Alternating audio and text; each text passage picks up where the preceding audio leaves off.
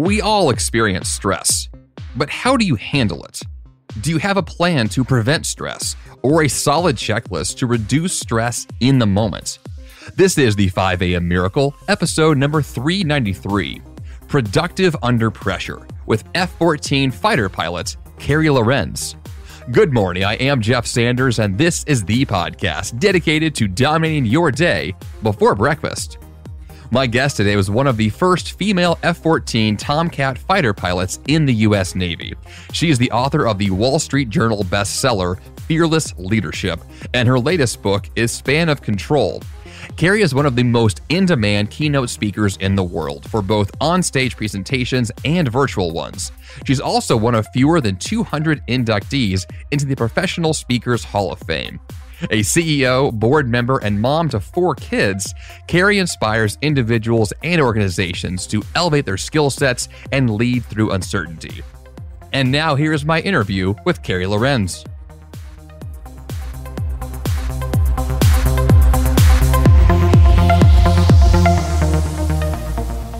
Hey, Jeff, it's a pleasure being here. Thanks for having me. So I want to jump right in today with your new book, which is called Span of Control, What to Do when you're under pressure, overwhelmed, and ready to get what you really want. First of all, I think that every single topic in that title fits this show really well. And so I want to kind of tackle this from a few different angles. Let's kind of go backwards first and talk about your background. What really kind of led up to this? I know you've got a military background, and I want to hear like what maybe your perspective on pressure and overwhelm. How did that shape kind of what this book is today? So I was actually super fortunate to be one of the United States Navy's first female F-14 Tomcat fighter pilots. And the cockpit of an F-14 is arguably one of the most demanding environments, I think, on Earth. But I was really fortunate to learn some of my most unforgettable lessons, not just in flying, but also, I think, in life and in leadership. And what I've found to be true in that time and in my years since I've left the Navy, for about the last 15, 20 years, I've been working with Fortune 500, Forbes Global 2000 companies, helping build leadership teams, high-performing teams, and even helping people from an executive coaching level. And what I've found to be the case is that, you know, we are all at some point in our lives going to experience a crucible. And this is my second book. My first book was specifically about leadership. And I think that at our cores right now, for a lot of us, we know we've lost control. Some of us are still, we're 14, 15 months into this, still facing into a pandemic. We're still facing deep levels of uncertainty, of unknowns, and we're getting pulled in 1,000 different directions.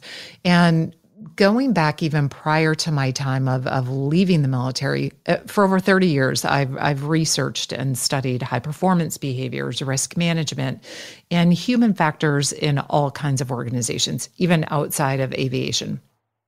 And right now, we're living in such an age of overwhelming chaos that I think it's really starting to take a toll on all of us, on educators, on healthcare workers, entrepreneurs, leaders, parents, students. We're seeing mental health issues and crises in students.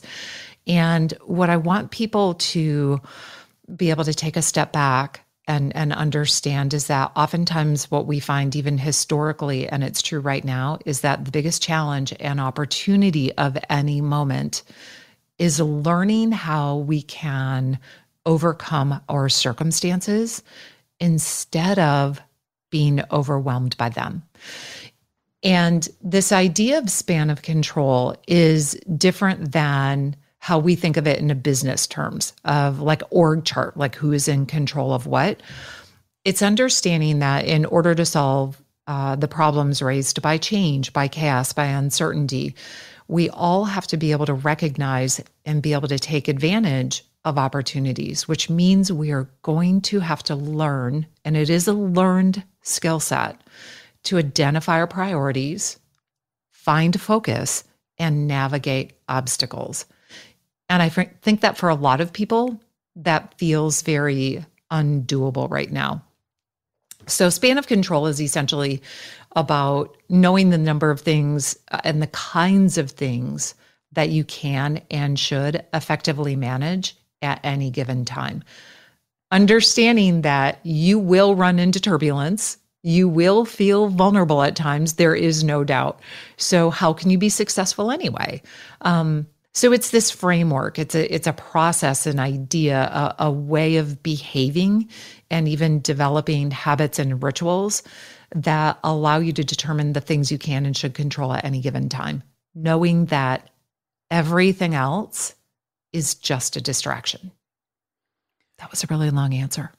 That's a great answer. I love it. And I have a lot of questions about that. So one of the first kind of, I guess, question I have about what you said is that there's this sense that when we have, I guess, I'll call it too much on our plate, we have too much we think we have to try and do all at the same time. Like, how do you prioritize in those moments when you feel like you have this overwhelming sense of stress and too many to-dos at once? How do you manage those moments and be able to identify, here's what matters most in this, kind of chaos I'm experiencing? Mm-hmm. So as a level set, so I'm a fighter pilot. So my goal in life is anything that I do is I'm constantly working to clarify the complex, right? Whether that's within organizations, whether that's in my own life, but always working to simplify. So it's just three things. And you can think of them as strategic guardrails, emotional guardrails, decision-making guardrails. But the first thing is we have to identify and focus on what matters most. The second thing is we're going to formulate a flight plan for success. And then the third thing is we want to be able to communicate what's possible. And what's fascinating for me, I'm gonna throw it back a few years in my world, if you will. So I run my own business. Obviously, we've already said I'm a former fighter pilot, and I work with organizations all over the world. And I'm a mom to 4 kids. So I am juggling a lot of glass balls or chainsaws some days, hoping that I don't drop the most important things at any given time. And we've all felt those feelings of dread, of overwhelm, of frustration, of feeling like we're drowning in too much to do. And whether we're leaders, partners, parents, not enough time, not enough tools maybe, or even resources to get the job done. And what happens then is that when we're feeling that stress and that anxiety, it starts to narrow our capacity to deal with things, our perceptual field. It limits our ability and capacity to process any new information. It even affects our ability to recall any kind of information and our short-term memory. So as fighter pilots, we were trained and we work to develop coping mechanisms, techniques, tricks that allow us to work through really high task loads under extreme periods of stress. But that doesn't mean that I haven't succumbed to this as well. There was a time when my kids were really, really young that I had 4 kids under the age of 7. Our family had just moved to a new town out of state where we knew almost no one. My husband was regularly gone for work for over 2 weeks at a time and unreachable. And I was wrangling 4 kids. So, we move into this house. My kids are in different schools, different preschools. I volunteered for the PTA. And at the same time, my dad had ended up in a snowmobiling accident and was critically injured. And he was 1,100 miles away. Almost within a week of that, I discovered 2 of my kids end up having to have really specialized surgery. And I'm thinking to myself, I can handle this, right? Like, I've got this. I don't need to ask for help. I can ask for help because I don't even really know anybody there. We had just moved there. And I'm trusting that I'm going to figure this out, right? No drama. I'm just going to put my head down and I'm going to grind. And it turned out that, even though I consider myself to be extraordinarily stress hardy, it became too much. And it started to affect my health. The nonstop nights of interrupted sleep. I had a newborn, a 1.5-year-old, a 4-year-old, a 6-year-old, and any parents of newborns or young kids right now, when people tell you, oh, you just need to carve out some me time or get your kids on a nap schedule. I mean, millions of eyes are rolling right now going, yeah, good luck with that, right? I would have been lucky if I could have gotten 1 3-hour night sleep at any period of time with that. And so all of a sudden, what started happening was I was having these episodes of my heart started racing. And I was like, what's going on? I've never had any anxiety disorders. I was, still pretty fit. I was young. I'm like, I'm handling this. I know I'm handling this. Well, mine wasn't simply a time management problem, right? There wasn't going to be a snappy color-coded spreadsheet that was going to get me out of this. I ended up having to wear a heart monitor for about 30 days. And what they discovered was my heart was racing. It was spiking at about 170 to 175 beats a minute at nap time, bedtime, and when I had to get all 4 kids in the car. And it was crazy because those aren't, I'm not deployed. I'm not, throwing my body at the backside of a pitching deck at night. How could this be stressful? Like, I loved being a mom, but I realized that I was literally trying to do all of the things as perfectly as I could. And I was overwhelmed and exhausted.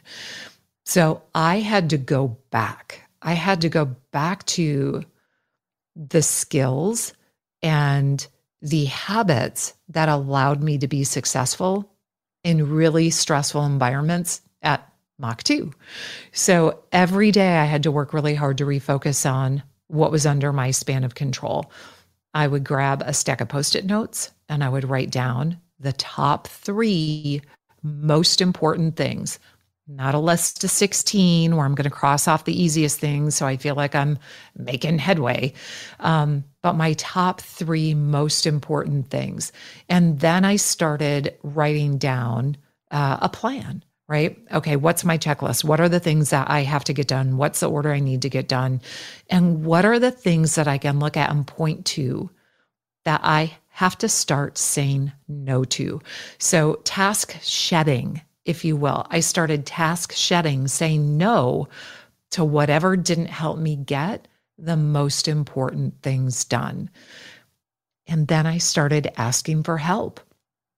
I went over and knocked on my brand new neighbor's door and, asked for recommendations for who are your trusted babysitters, who can sit with my youngest 2 kids or catch my 6-year-old off the bus while I have 2 others at doctor's appointments.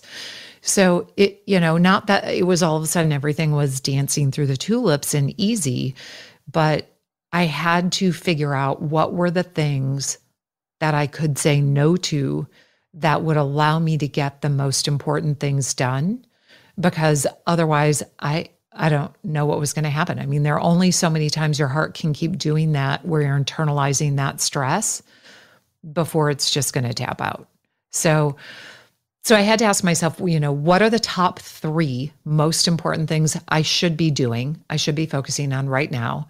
What are the things that I can control, and what's my plan? What am I going to be very intentional about saying no to, and what can I say yes to so that the most important things don't drop?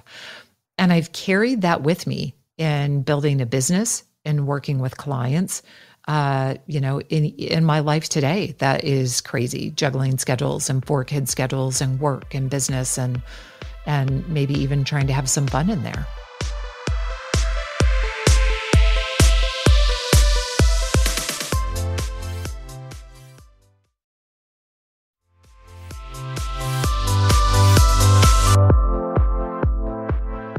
Yeah, fun would be nice. That's right? the middle of stress. Fun sounds like a fleeting thing. But I love what you mentioned here about the Post-it notes and the top 3 things. But I think what I really kind of took away from that, and one thing I know I've experienced personally, is when I'm in those moments where things are crazy and I feel like I can't handle what's going on, it's so therapeutic for me to just take a few minutes to write down all the things in my head and then prioritize that list and make sure that I know what matters and I know what doesn't. And for whatever reason, just that simple act of writing things down, like that reduces my stress immediately. And I like the fact that you've identified that. Here are the top 3 things, but also don't do all the little easy things to feel better. Do the things that actually matter and forget the rest. I feel like that whole process is it's so intentional and so simple, yet so many of us we don't do it in those moments. And I know that's counter to some advice there. Some people will suggest, hey, do 3 or 4 things that once you start checking off those little wins, you develop momentum and now you can tackle the big things. But what I've found to be true for not only myself, but a lot of the high performers that I work with and Olympic athletes, top executives, if you fill your first 2 or 3 hours with the little things, I promise you there's something bigger or more valuable that will then get pushed to the side, because you inevitably start reacting to everybody else's demands. I don't know, you're a parent, maybe somebody throws up on your laptop, or you're trying to get to school and, who knows what happens. But if you don't get it done right out of the gate, if you don't get at least 1 or 2 of those most important things done. And I advocate for people, I say, put this where you are going to see this list 40, 50 times a day. And again, whether you're an individual contributor, whether you're a parent, whether you are in the C-suite, put it on the back of your phone, put it on your fridge, put it on your desktop. Because when you see that, what happens at about day 10, you will start becoming much more assertive and intentional in telling other people, I'm sorry, I can't do that. This is what works for me. You'll start building in boundaries so that you are getting the most valuable work done. And one of the other things, that I've also found super effective with the Post-it note, and once you start taking action on these things, yes, you will start developing momentum, because your mood follows action, whether that's in the work that we do, whether that's in the workout, the first 12 minutes that we start building up some sweat, mood will always follow action. And our goal should always be that when we're leading through times of chaos and uncertainty, I really think it's imperative that we're constantly working to build the capacity to adapt and to be responsive to an ever-changing environment. And what can happen, especially for people who are used to having control over everything or being a perfectionist, you can start becoming much more responsive to the environment and reactionary instead of taking some time beforehand to think through possible scenarios, potential threats, potential obstacles. What if something catastrophic happens? And then writing down, having a checklist, having a plan so that everybody around you, whether that's one person or you're leading a team of 1,000 or 10,000, is aware of what success should look like. So when you've done that, when you have a level set of what success looks like for you, for your family, for your team, it actually allows people the flexibility to adapt. And you can start executing your good enough plans so that you're not now at the mercy of an environment that's outpacing your plan. And humor me with just one more thing on this. Too often people think, I've done this a million times. I've got it. We've got it. My team or my family knows what's going on. Pilots live by checklists, right? We have checklists for everything. We have checklists for pre-flight. We have checklists for landing. And you would think, well, you land every single time. Why do you need a checklist? But we want that checklist because we don't want to ever forget the most important things. Now, when we're doing a huge multi-services, super integrated plan or operation, we might have a 24-page planning checklist, right? Because we're human, we forget things. Your day-to-day work probably doesn't need a 12-page checklist. But you do want to ask the super straightforward, simple questions routinely so that you have a framework, that your brain has a framework to go back to reflexively that then allows you to make better decisions, right? Again, a lot of words that at the end of the day, what it means is we have to be working constantly to clarify the complex. Otherwise, our focus gets pulled in a million different directions. And when you dilute your focus, you dilute your power and you'll become overwhelmed. One thing you said was this idea that, define what success looks like or really be clear on that. And I feel like there is an element of stress where oftentimes, at least I know I personally experienced this, where oftentimes I'm stressed about things that are almost like they're vague problems that I'm afraid something might happen, but I haven't defined specifically like what the bad thing is or defining what the good thing would be to do. And I feel like there's this like sense of power that comes with defining what these things are and saying like, here's exactly what I will do and how it will look, or here's what we're trying to accomplish in a very clear sense of this is the finish line. And when that's in place, all of a sudden, like the how to get there seems so much easier and so much more doable and so much less stressful because we know we're up against at that point.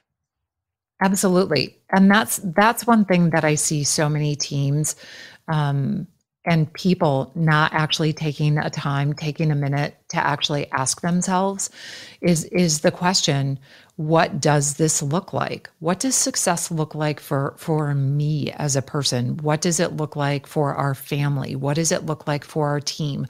We can get so caught up in this hustle grind, and whether that's scrolling through Instagram or social media or having bought into somebody else's definition of what success looks like, that we don't take enough time to contemplate and reflect and go, that's not actually an indicator of success for me, right? Or from a team perspective, from a leadership perspective, you don't have to take 4 hours to come up with a plan, but you do need to take the time so that you set people up to adapt very, very quickly, to make sure everybody understands. Just simply ask the question, what does the goal look like at the end state?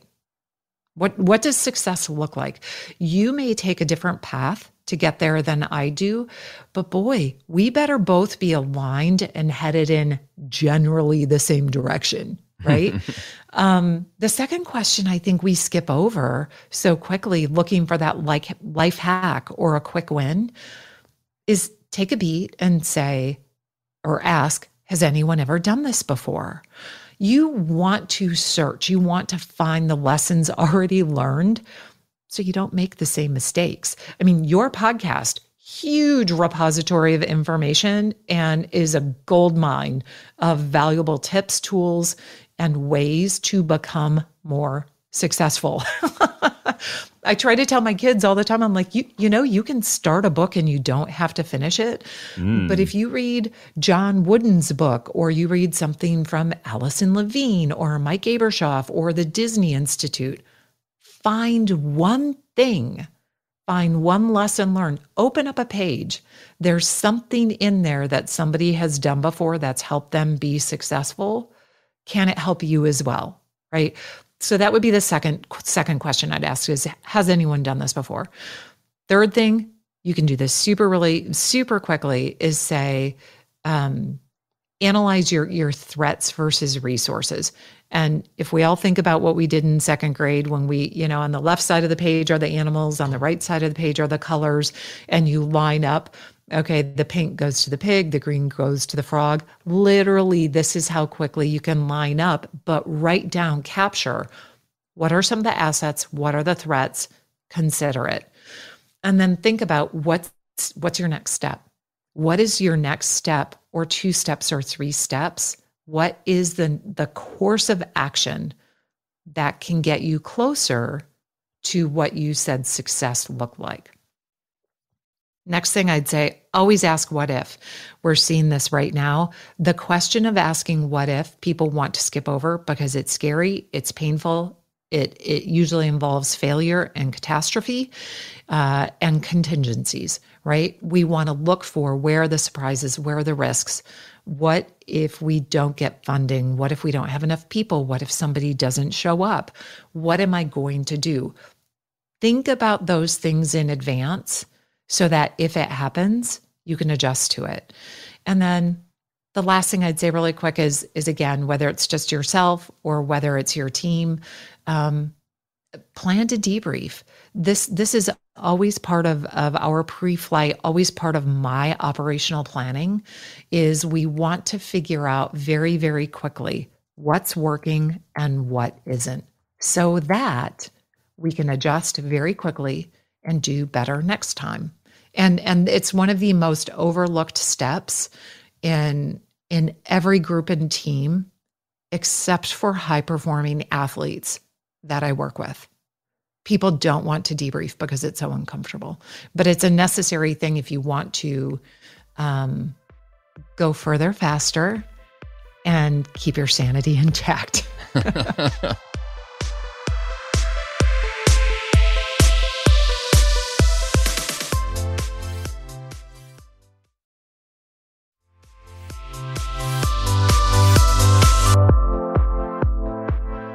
Yeah, and I'm all about that. Yeah, one aspect of that, the whole idea of like going back and like reviewing what you've done. I mean, as someone who records his own voice all the time, I have to listen back to what I spoke and my own recording. And anyone who's ever been on camera knows that it's really painful to watch yourself on camera, to listen to yourself.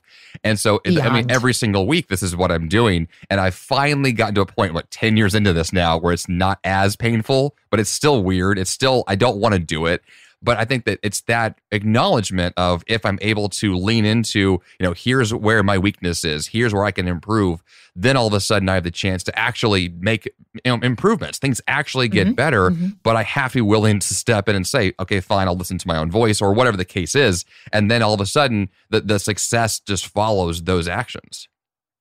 Absolutely. And for those people who have been in a situation where they think, or they're flashing back to what they thought was a debrief was happening. Oftentimes people, when we even talk about the idea of accountability, in my mind, with almost every conversation I have with teams, accountability sounds like a 4-letter word, but because it means somebody feels like they are about to be attacked, which means people are going to get defensive. Now learning has shut down and we're simply not going to move forward. But what I want people to consider is this idea of, put yourself in a flight suit. You're sweaty, you smell like maybe JP5 or JP4, some jet fuel, you're a little bit greasy, and now you're sitting in a room with 4, 8, 12 other fighter pilots who have beyond NFL-sized egos. And yet, in order for us to get better than we were before we launched on that last flight, we have to be able to set our ego aside. And so we operate from a debriefing perspective with the mindset of, it is not about who is right, it is what is right. And we have to be able to set our ego aside. And so this process has been refined over hundreds of thousands of hours and decades of flying. But we all have to walk into that room knowing that ego doesn't matter, rank doesn't matter, but that we all agree that we never want to leave success to chance, because we know uncertainty is never going to go away. Ambiguity is never going to go away. There will always be unknowns. And when we're working in a rapidly changing situation, that's extraordinarily stressful, psychologically, physically, some days emotionally, depending on what's happening. The people, the teams who can move through relevant and better decision-making cycles more quickly and more effectively than others are the ones who can stay laser focused on their span of control and can set their ego aside, knowing It's not about who is right. It's about what's right. We're just trying to get to a place, again, and you can think of this emotionally, physically, from a business perspective, that's more valuable than where we are today. And it's doable. It's doable. It doesn't have to be complex. It doesn't have to involve a gutting conversation. It's just keeping those mental guardrails on of let's take a breath, let's be solutions oriented, and let's focus on what's under our span of control. Let's do it. I like the idea of things being doable. I feel like that's oftentimes where I'm trying to get to in terms of a challenging problem or a task that I feel like is monumentous in size. It's breaking those things down to doable, smaller actions.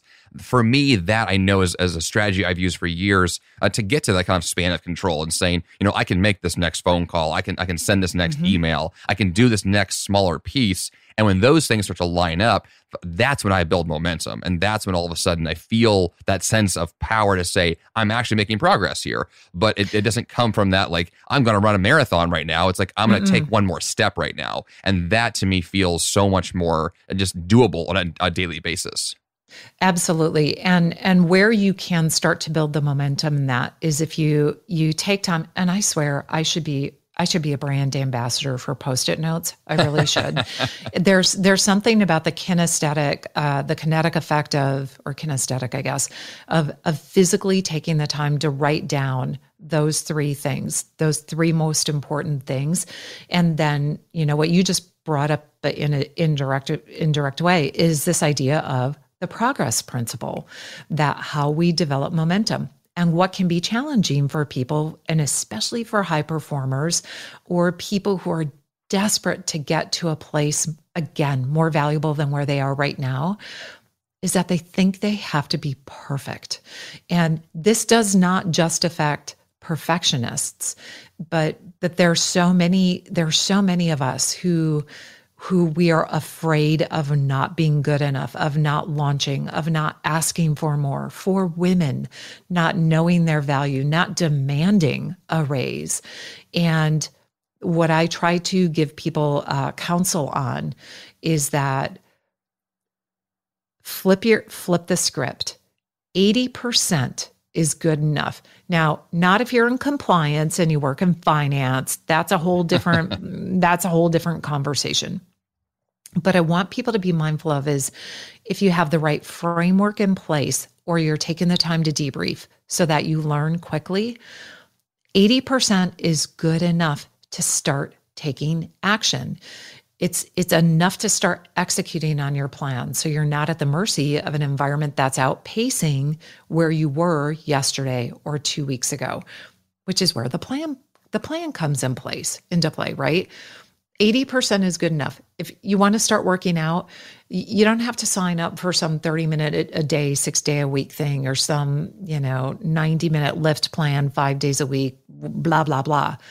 80% is good enough. I have a 12-minute rule. On the days I don't feel like working out, I tell myself, I'm going to do it for 12 minutes, right? Like 12 minutes feels doable, right? Even if you're 2 weeks away from having a baby or you find yourself, a couple of 100 pounds off of your goal weight, you can do something for 12 minutes, anything. Chances are once you get to 12 minutes, you'll go, I can do a little bit more. And you do. On those days where you hit 12 minutes and you're like, I just worked 2 shifts. I had 2.5 hours of sleep. I am not getting 30 minutes of cardio in today. But if you made it to 12 minutes, that was 12 minutes you weren't going to get done to begin with. So you have to cut yourself some slack and live with a little bit of grace and understand that 80% can be good enough if you keep moving forward, if you keep taking action. And that is what builds momentum and gets you to a better place. So it all kind of works together. And in a way, span of control is, it gives you the tools, the mental framework to work through very complex, very difficult situations, even grief, without losing without losing focus and losing sight on what matters most to you as a person, as a leader, as an individual. I want to go back to what you mentioned earlier about checklists because I'm not a pilot, but I did take the airport in Nashville, near my house offers this, you can spend a little bit of money and a pilot will take up a Cessna and kind of teach you how to do like your first flight. Mm-hmm. And I remember going through this process about a year ago, and the pilot went through just this enormous checklist. It's just a little tiny Cessna, a little small flight, and I could not believe the size of the checklist to do this.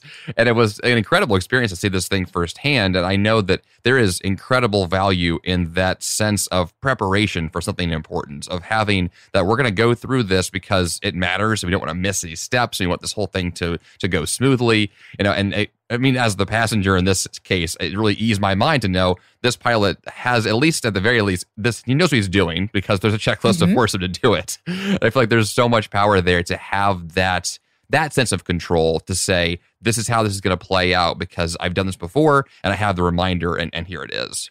Absolutely. And what that also does is it starts to develop a habit pattern of training your brain to be intentional, even when you're super stressed. And because task overload and task overwhelm, task saturation, the quickest way ever to derail solid performance, solid execution, and simply even your ability to get anything done.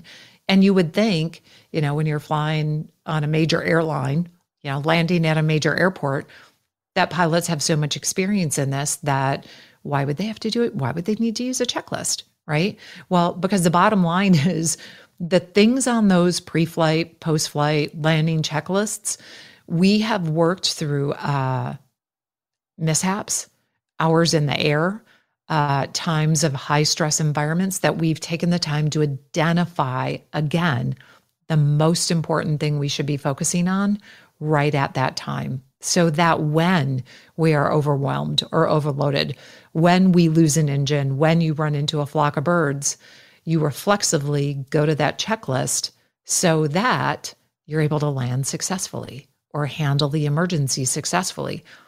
Span of control gives you that same framework psychologically so that when you're overwhelmed, when you might be in a trough of grief or frustration, that you can get through it and get past it much more quickly than if you didn't have it there.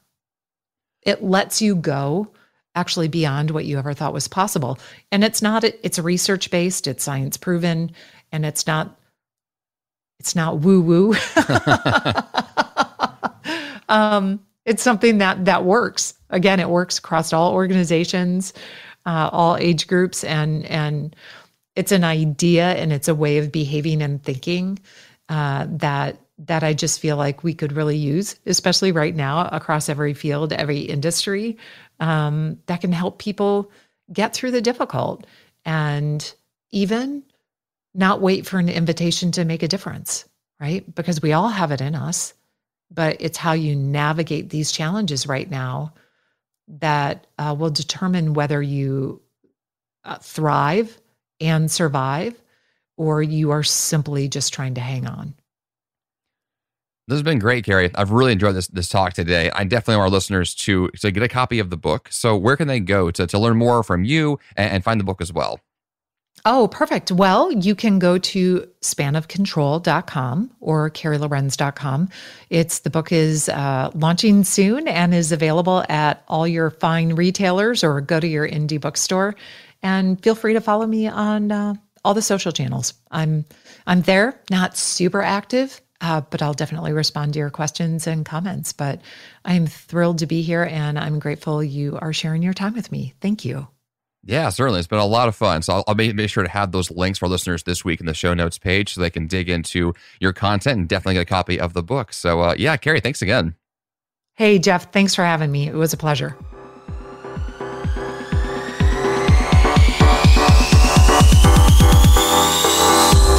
And for that great action step this week, rein in the chaos of your life by picking up Carey's new book, Span of Control.